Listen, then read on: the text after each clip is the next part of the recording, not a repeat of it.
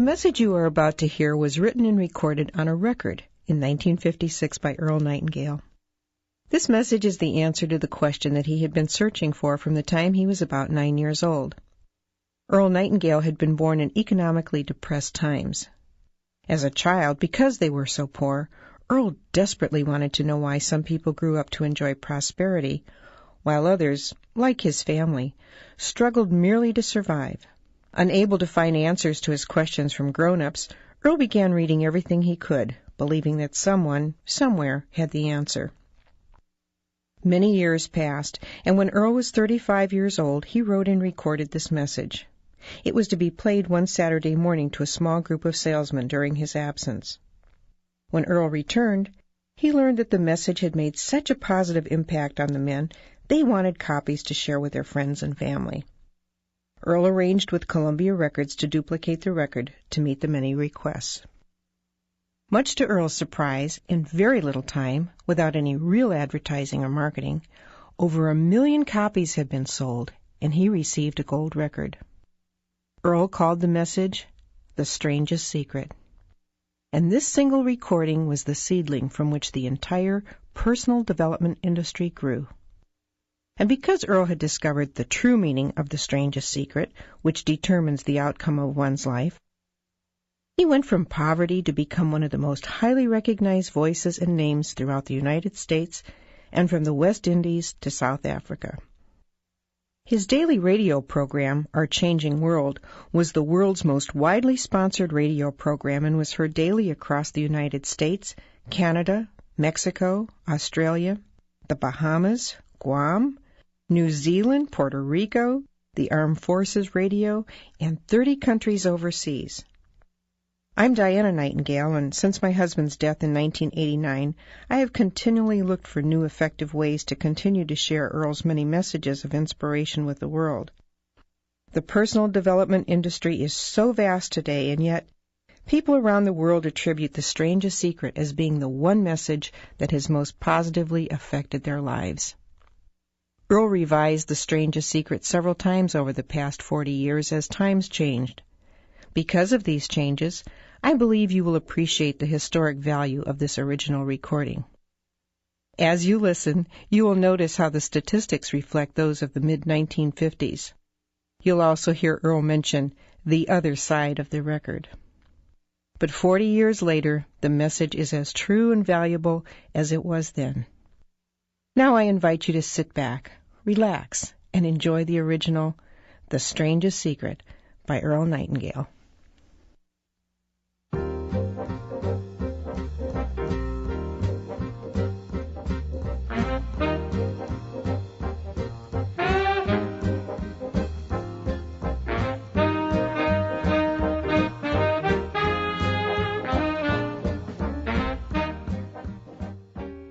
I'd like to tell you about the strangest secret in the world. Not long ago, Albert Schweitzer, the great doctor and Nobel Prize winner, was being interviewed in London, and a reporter asked him, "Doctor, what's wrong with men today?" The great doctor was silent a moment, and then he said, "Men simply don't think." And it's about this that I want to talk with you. We live today in a golden age. This is an era that man has looked forward, dreamed of, and worked toward for thousands of years. But since it's here, we pretty well take it for granted. We in America are particularly fortunate to live in the richest land that ever existed on the face of the earth, a land of abundant opportunity for everyone. But do you know what happens? Let's take 100 men who start even at the age of 25. Do you have any idea what will happen to those men by the time they're 65? These 100 men who all start even at the age of 25 believe they're going to be successful. If you asked any one of these men if he wanted to be a success, he'd tell you that he did. And you'd notice that he was eager toward life, that there was a certain sparkle to his eye, an erectness to his carriage, and life seemed like a pretty interesting adventure to him. But by the time they're 65, 1 will be rich, 4 will be financially independent, 5 will still be working, 54 will be broke. Now think a moment. Out of the 100, only 5 make the grade. Why do so many fail? What has happened to the sparkle that was there when they were 25? What's become of the dreams, the hopes, the plans? And why is there such a large disparity between what these men intended to do and what they actually accomplished. When we say about 5% achieve success, we have to define success. And here's the definition. Success is the progressive realization of a worthy ideal. If a man is working toward a predetermined goal and knows where he's going, that man is a success. If he's not doing that, he's a failure. Success is the progressive realization of a worthy ideal. Rollo May, the distinguished psychiatrist, wrote a wonderful book called Man's Search for Himself. And in this book he says, the opposite of courage in our society is not cowardice, it is conformity. And there you have the trouble today. It's conformity. People acting like everyone else, without knowing why, without knowing where they're going. Now think of it. In America right now, there are over 14 million people 65 years of age and over, and about 13 million of these 14 million are broke. They're dependent on someone else for life's necessities. Now, we learn to read by the time we're 7. We learn to make a living by the time we're 25. Usually, by that time, we're not only making a living, we're supporting a family. And yet, by the time we're 65, we haven't learned how to become financially independent in the richest land that has ever been known. Why? We conform. And the trouble is that we're acting like the wrong percentage group, the 95% who don't succeed.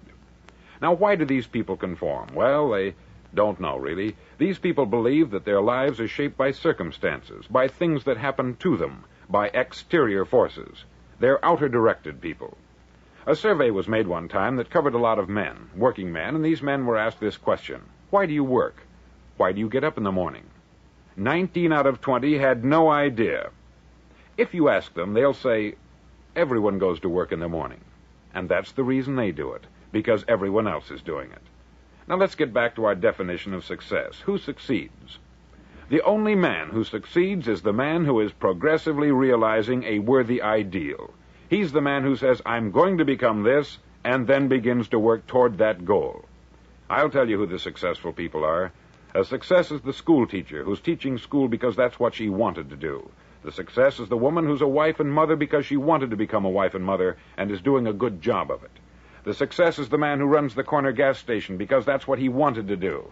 The success is the successful salesman who wants to become a top-notch salesman and grow and build with his organization. A success is anyone who is doing deliberately a predetermined job because that's what he decided to do deliberately. But only 1 out of 20 does that. That's why today there isn't really any competition, unless we make it for ourselves. Instead of competing, all we have to do is create. Now, for 20 years, I looked for the key which would determine what would happen to a human being. Was there a key I wanted to know which would make the future a promise that we could foretell to a large extent? Was there a key that would guarantee a person's becoming successful if he only knew about it and knew how to use it? Well, there is such a key, and I've found it. Have you ever wondered why so many men work so hard and honestly without ever achieving anything in particular, and others don't seem to work hard and yet seem to get everything? They have the magic touch. You've heard them say that about someone. Everything he touches turns to gold. And have you ever noticed that a man who becomes successful tends to continue to become successful? And on the other hand, have you noticed how a man who is a failure tends to continue to fail? It's because of goals. Some of us have them, some don't. People with goals succeed because they know where they're going. Now think of a ship leaving a harbor, and think of it with the complete voyage mapped out and planned. The captain and crew know exactly where it's going and how long it will take. It has a definite goal. 9,999 times out of 10,000, it will get to where it started out to get. Now let's take another ship, just like the first, only let's not put a crew on it, or a captain at the helm. Let's give it no aiming point, no goal, no destination. We just start the engines and let it go. I think you'll agree with me that if it gets out of the harbor at all, it will either sink or wind up on some deserted beach a derelict. It can't go any place because it has no destination and no guidance. It's the same with a human being. Take the salesman, for example. There is no other person in the world today with the future of a good salesman. Selling is the world's highest paid profession, if we're good at it and if we know where we're going. Every company needs top-notch salesmen, and they reward those men. The sky is the limit for them. But how many can you find? Someone once said, the human race is fixed, not to prevent the strong from winning, but to prevent the weak from losing. The American economy today can be likened to a convoy in time of war. The entire economy is slowed down to protect its weakest link, just as the convoy had to go at the speed that would permit its slowest vessel to remain in formation. That's why it's so easy to make a living today. It takes no particular brains or talent to make a living and support a family today. So we have a plateau of so-called security, if that's what a person's looking for. But we do have to decide how high above this plateau we want to aim for. Now let's get back to the strangest secret in the world, the story that I wanted to tell you today. Why do men with goals succeed in life and men without them fail? Well, let me tell you something which, if you really understand it, will alter your life immediately. If you understand completely what I'm going to tell you from this moment on, your life will never be the same again. You'll suddenly find that good luck just seems to be attracted to you. The things you want just seem to fall in line.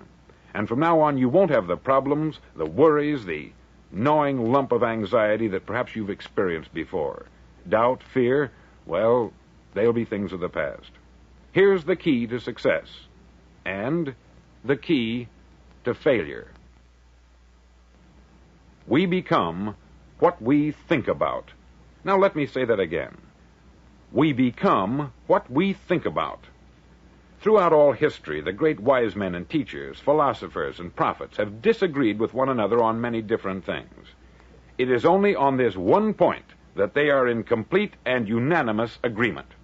Listen to what Marcus Aurelius, the great Roman emperor, said. He said, "A man's life is what his thoughts make of it." Disraeli said this, "Everything comes if a man will only wait. I have brought myself by long meditation to the conviction that a human being with a settled purpose must accomplish it, and that nothing can resist a will that will stake even existence for its fulfillment." Ralph Waldo Emerson said this, "A man is what he thinks about all day long." William James said, "The greatest discovery of my generation is that human beings can alter their lives by altering their attitudes of mind." And he also said, "We need only in cold blood act as if the thing in question were real, and it will become infallibly real by growing into such a connection with our life that it will become real. It will become so knit with habit and emotion that our interest in it will be those which characterize belief." He also said this, "If you only care enough for a result, you will almost certainly attain it. If you wish to be rich, you will be rich. If you wish to be learned, you will be learned. If you wish to be good, you will be good. Only you must then really wish these things, and wish them exclusively, and not wish at the same time 100 other incompatible things just as strongly." In the Bible you read, in Mark 9:23, "If thou canst believe, all things are possible to him that believeth." Dr. Norman Vincent Peale said this, "This is one of the greatest laws in the universe. Fervently do I wish I had discovered it as a very young man. It dawned upon me much later in life, and I've found it to be one of the greatest, if not my greatest discovery, outside of my relationship to God. And the great law, briefly and simply stated, is that if you think in negative terms, you'll get negative results. If you think in positive terms, you will achieve positive results. That is the simple fact which is at the basis of an astonishing law of prosperity and success. In 3 words, believe and succeed." William Shakespeare put it this way, "Our doubts are traitors, and make us lose the good we oft might win by fearing to attempt." George Bernard Shaw said, "People are always blaming their circumstances for what they are. I don't believe in circumstances. The people who get on in this world are the people who get up and look for the circumstances they want, and if they can't find them, make them." Well, it's pretty apparent, isn't it? And every person who discovered this, for a while believed that he was the first one to work it out. We become what we think about. Now, it stands to reason that a person who's thinking about a concrete and worthwhile goal is going to reach it, because that's what he's thinking about. And we become what we think about. Conversely, the man who has no goal, who doesn't know where he's going, and whose thoughts must therefore be thoughts of confusion and anxiety and fear and worry, becomes what he thinks about. His life becomes one of frustration, fear, anxiety, and worry. And if he thinks about nothing, he becomes nothing.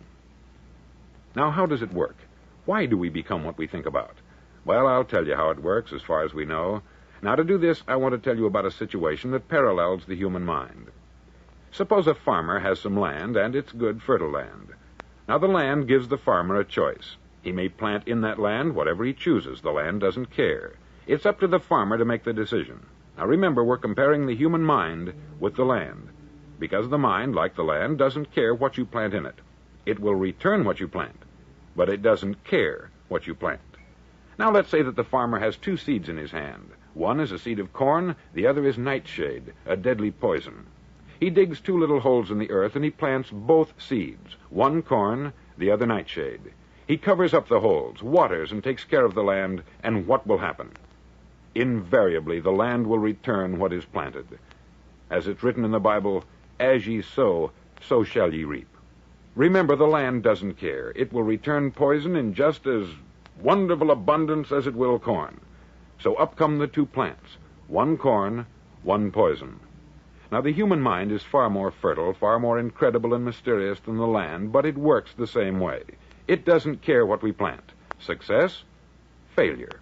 A concrete, worthwhile goal, or confusion, misunderstanding, fear, anxiety, and so on. But what we plant, it will return to us. You see, the human mind is the last great unexplored continent on the earth. It contains riches beyond our wildest dreams. It will return anything we want to plant. Now, you might say, well, if that's true, why don't people use their minds more? Well, I think they've figured out an answer to that, too. Our mind comes as standard equipment at birth. It's free, and things that are given to us for nothing we place little value on. Things that we pay money for, we value. The paradox is that exactly the reverse is true. Everything that's really worthwhile in life came to us free. Our mind, our soul, our body, our hopes, our dreams, our ambitions, our intelligence, our love of family and children and friends. All these priceless possessions are free, but the things that cost us money are actually very cheap and can be replaced at any time. A good man can be completely wiped out and make another fortune. He can do that several times. Even if our home burns down, we can rebuild it, but the things we got for nothing, we can never replace. The human mind isn't used merely because we take it for granted. Familiarity breeds contempt. It can do any kind of job we assign to it, but generally speaking, we use it for little jobs instead of big, important ones. Universities have proved that most of us are operating on about 10% of our abilities. Decide now, what is it you want? Plant your goal in your mind. It's the most important decision you'll ever make in your entire life.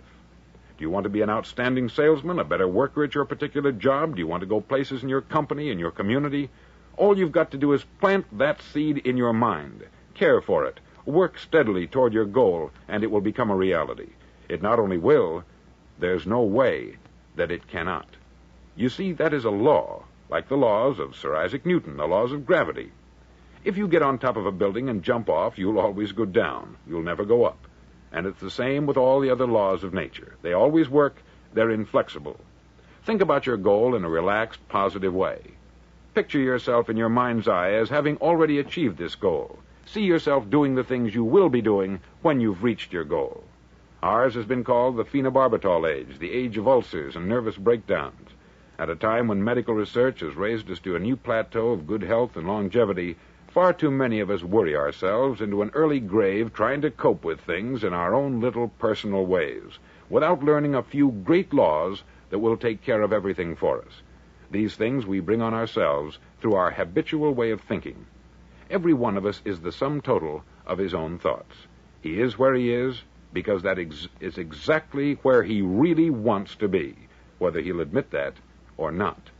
Each of us must live off the fruit of his thoughts in the future, because what you think today and tomorrow, next month and next year, will mold your life and determine your future. You're guided by your mind. I remember one time I was driving through Arizona, and I saw one of those giant earth-moving machines roaring along the road at about 35 miles an hour with what looked like 20 tons of dirt in it, a tremendous, incredible machine, and there was a little man perched way up on top with the wheel in his hands guiding it. And as I drove along, I was struck by the similarity of that machine to the human mind. Just suppose you're sitting at the controls of such a vast source of energy. Are you going to sit back and fold your arms and let it run itself into a ditch? Or are you going to keep both hands firmly on the wheel and control and direct this power to a specific, worthwhile purpose? It's up to you. You're in the driver's seat. You see, the very law that gives us success is a two-edged sword. We must control our thinking. The same rule that can lead a man to a life of success, wealth, happiness, and all the things he's ever dreamed of for himself and his family, that very same law can lead him into the gutter. It's all in how he uses it, for good or for bad. This is the strangest secret in the world. Now, why do I say it's strange, and why do I call it a secret? Actually, it isn't a secret at all. It was first promulgated by some of the earliest wise men, and it appears again and again throughout the Bible. But very few people have learned it, understand it. That's why it's strange, and why, for some equally strange reason, it virtually remains a secret. I believe that you could go out and walk down the main street of your town and ask one man after another what the secret of success is, and you probably wouldn't run into one man in a month who could tell you. Now, this information is enormously valuable to us if we really understand it and apply it. It's valuable to us not only for our own lives, but the lives of those around us, our family, employees, associates, and friends. Life should be an exciting adventure. It should never be a bore. A man should live fully, be alive. He should be glad to get out of bed in the morning. He should be doing a job he likes to do because he does it well. One time I heard Grove Patterson make a speech, the editor-in-chief of the Toledo Daily Blade, and as he concluded his speech, he said something that I've never forgotten. He said something like this: "My years in the newspaper business have convinced me of several things, among them that people are basically good, and that we came from someplace, and we're going someplace. So we should make our time here an exciting adventure. The architect of the universe didn't build a stairway leading nowhere." And the greatest teacher of all, the carpenter from the plains of Galilee, gave us the secret time and time again. As ye believe, so shall it be done unto you.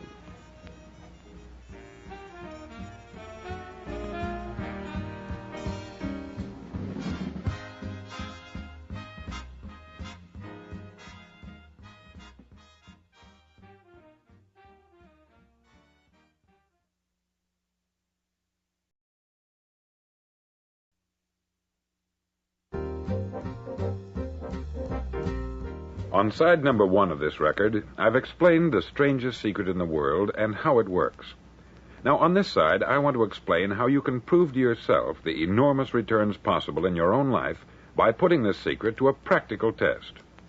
I want you to make a test that will last 30 days. Now, it isn't going to be easy.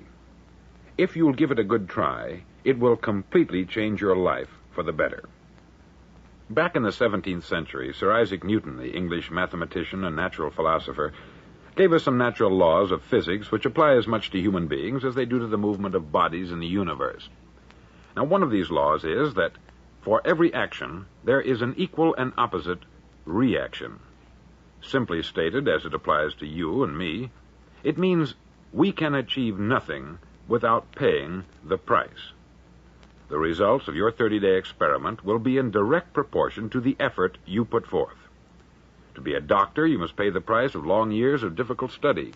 To be successful in selling, and remember that each of us succeeds to the extent of his ability to sell, selling our families on our ideas, selling education in schools, selling our children on the advantages of living the good and honest life, selling our associates and employees on the importance of being exceptional people, to, of course, the profession of selling itself.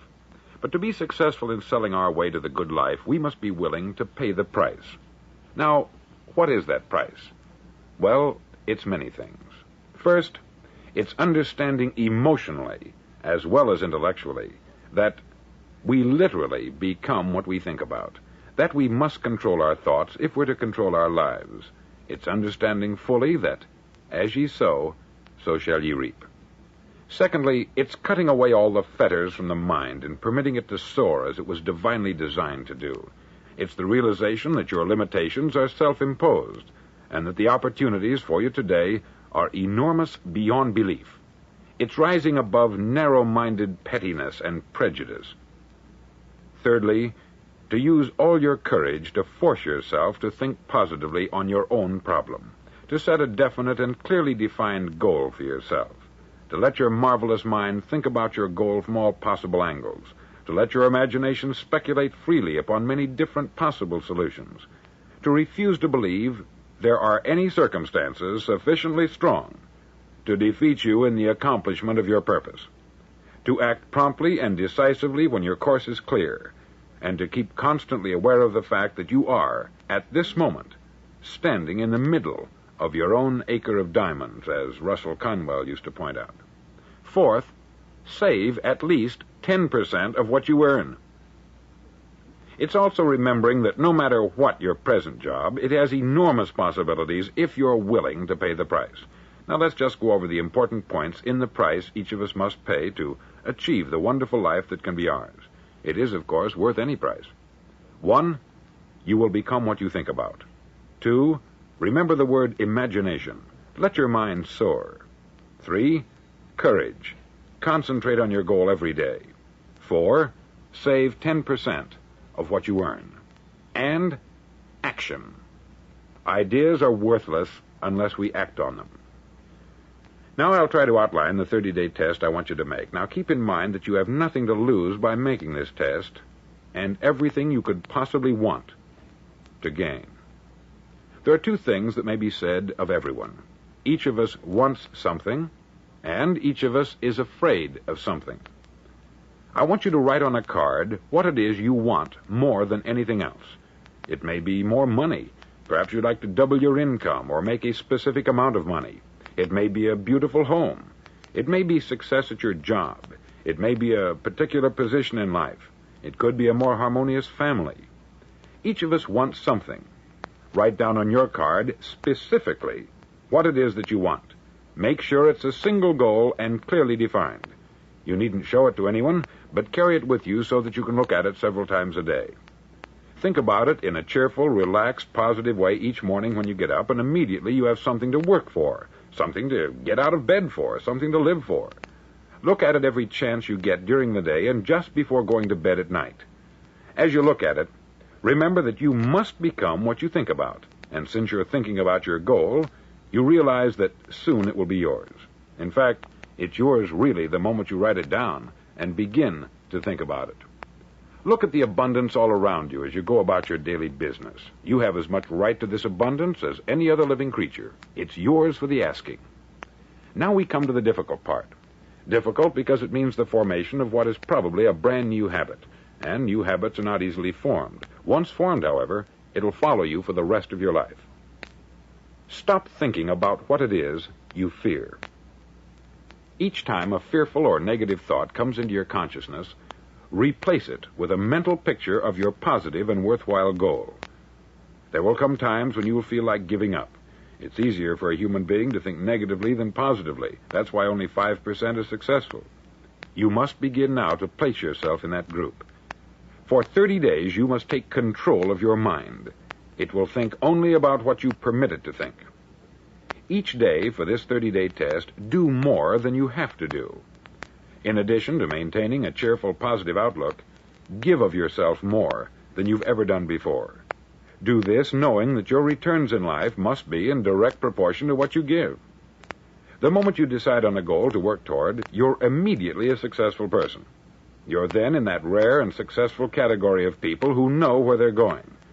Out of every 100 people, you belong to the top 5. Don't concern yourself too much with how you're going to achieve your goal. Leave that completely to a power greater than yourself. All you have to do is know where you're going. The answers will come to you of their own accord. Remember these words from the Sermon on the Mount, and remember them well. Keep them constantly before you this month of your test. Ask, and it shall be given you. Seek, and ye shall find. Knock, and it shall be opened unto you. For every one that asketh receiveth, and he that seeketh findeth, and to him that knocketh it shall be opened. It's as marvelous and as simple as that. In fact, it's so simple that in our seemingly complicated world, it's difficult for an adult to understand that all he needs is a purpose and faith. For 30 days, do your best. If you're a salesman, go at it as you've never done before, not in hectic fashion, but with the calm, cheerful assurance that time well spent will give you the abundance in return you deserve and want. If you're a homemaker, devote your 30-day test to complete giving of yourself without thinking about receiving anything in return, and you will be amazed at the difference it makes in your life. No matter what your job, do it as you've never done it before for 30 days. And if you've kept your goal before you every day, you'll wonder and marvel at this new life you've found. Dorothea Brand, outstanding editor and writer, discovered it for herself and tells about it in her fine book, Wake Up and Live. Her entire philosophy is reduced to the words, act as though it were impossible to fail. She made her own test with sincerity and faith, and her entire life was changed to one of overwhelming success. Now you make your test for 30 full days. Don't start your test until you've made up your mind to stick with it. You see, by being persistent, you're demonstrating faith. Persistence is simply another word for faith. If you didn't have faith, you would never persist. If you should fail during your first 30 days, by that I mean suddenly find yourself overwhelmed by negative thoughts, you've got to start over again from that point and go 30 more days. Gradually, your new habit will form until you find yourself one of that wonderful minority to whom virtually nothing is impossible. Don't forget the card. It's vitally important as you begin this new way of living. On one side of the card, write your goal, whatever it may be. On the other side, write the words we've quoted from the Sermon on the Mount. Ask, and it shall be given you. Seek, and ye shall find. Knock, and it shall be opened unto you. In your spare time during your test period, read books that will help you. Inspirational books like the Bible, Dorothea Brand's Wake Up and Live, The Magic of Believing by Claude Bristol, Think and Grow Rich by Napoleon Hill, and other books that instruct and inspire. Nothing great was ever accomplished without inspiration. See that during these crucial first 30 days, your own inspiration is kept at a peak. Above all, don't worry. Worry brings fear, and fear is crippling. The only thing that can cause you to worry during your test is trying to do it all yourself. Know that all you have to do is hold your goal before you. Everything else will take care of itself. Remember also to keep calm and cheerful. Calm and cheerful. Don't let petty things annoy you and get you off course. Now, since making this test is difficult, some may say, well, why should I bother? Well, look at the alternative. No one wants to be a failure. No one really wants to be a mediocre individual. No one wants a life constantly filled with worry, fear, and frustration. Therefore, remember that you must reap that which you sow. If you sow negative thoughts, your life will be filled with negative things. If you sow positive thoughts, your life will be cheerful, successful, and positive. Now, gradually, you will have a tendency to forget what you've heard on this record. Play it often. Keep reminding yourself of what you must do to form this new habit. Gather your whole family about and listen to what's been said here at regular intervals. You know, most men will tell you that they want to make money without understanding the law. The only people who make money work in the mint. The rest of us must earn money. This is what causes those who keep looking for something for nothing or a free ride to fail in life. The only way to earn money is by providing people with services or products which are needed and useful. We exchange our product or service for the other man's money. Therefore, the law is that our financial return will be in direct proportion to our service. Success is not the result of making money. Making money is the result of success. And success is in direct proportion to our service. Most people have this law backwards. They believe that you're successful if you earn a lot of money. The truth is that you can only earn money after you're successful. It's like the story of the man who sat in front of the stove and said to it, "Give me heat, and then I'll add the wood." How many men and women do you know, or do you suppose there are today, who take the same attitude toward life? There are millions. We've got to put the fuel in before we can expect heat. Likewise, we've got to be of service first before we can expect money. Don't concern yourself with the money. Be of service. Build, work, dream, create. Do this, and you'll find there's no limit to the prosperity and abundance that will come to you. Prosperity is founded upon a law of mutual exchange. Any person who contributes to prosperity must prosper in turn himself. Sometimes the return will not come from those you serve, but it must come to you from someplace, for that is the law. For every action, there is an equal and opposite reaction. As you go daily through your 30-day test period, remember that your success will always be measured by the quality and quantity of service you render, and money is a yardstick for measuring this service. No man can get rich himself unless he enriches others. There are no exceptions to a law. You can drive down any street in America and from your car estimate the service that's being rendered by the people living on that street. Had you ever thought of this yardstick before? It's interesting. Some, like ministers and priests and other devoted people, measure their returns in the realm of the spiritual, but again, their returns are equal to their service. Once this law is fully understood, any thinking person can tell his own fortune. If he wants more, he must be of more service to those from whom he receives his return. If he wants less, he has only to reduce this service. This is the price you must pay for what you want. If you believe you can enrich yourself by deluding others, you can only end by deluding yourself. Just as surely as you breathe, you'll get back what you put out. Don't ever make the mistake of thinking you can avert this. It's impossible. The prisons and the streets where the lonely walk are filled with people who tried to make new laws just for themselves. We may avoid the laws of man, but there are greater laws that cannot be broken. An outstanding medical doctor recently pointed out 6 steps that will help you realize success. 1, set yourself a definite goal. 2, quit running yourself down. 3, stop thinking of all the reasons why you cannot be successful, and instead think of all the reasons why you can. 4, trace your attitudes back through your childhood and try to discover where you first got the idea you couldn't be a success, if that's the way you've been thinking. 5, change the image you have of yourself by writing out a description of the person you would like to be.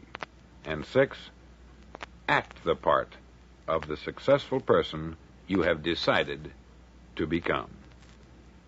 The doctor who wrote those words is a noted West Coast psychiatrist, David Harold Fink, M.D. Do what all the experts since the dawn of recorded history have told you you must do. Pay the price by becoming the person you want to become. It's not nearly as difficult as living unsuccessfully.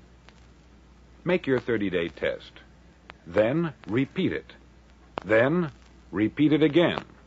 Each time it will become more a part of you until you'll wonder how you could ever have lived any other way. Live this new way, and the floodgates of abundance will open and pour over you more riches than you may have dreamed existed. Money? Yes, lots of it. But what's more important, you'll have peace. You'll be in that wonderful minority who lead calm, cheerful, successful lives. Start today. You have nothing to lose, but you have a life to win.